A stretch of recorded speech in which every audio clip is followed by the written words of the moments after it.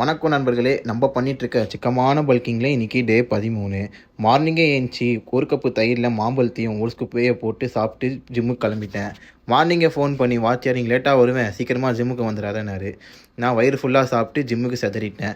அங்கே போய் பார்த்தா திரும்பி பசிச்சுது. சரி 2 வாழைப்பழத்தை ஒரு நண்பர் கொடுத்துட்டு போனார், அதை சாப்பிட்டு அங்கேருந்து ஒர்க் அவுட்டில் குதிச்சிட்டேன். இன்றைக்கி ஒரு ஆர்ம்ஸ் ஒர்க் அவுட்டு. நான் பல்கிங் ஆரம்பிச்சிருந்து ஆர்ம்ஸுக்குன்னு தனியாக ஒர்க் அவுட் போடுறேன் இப்போ தான்.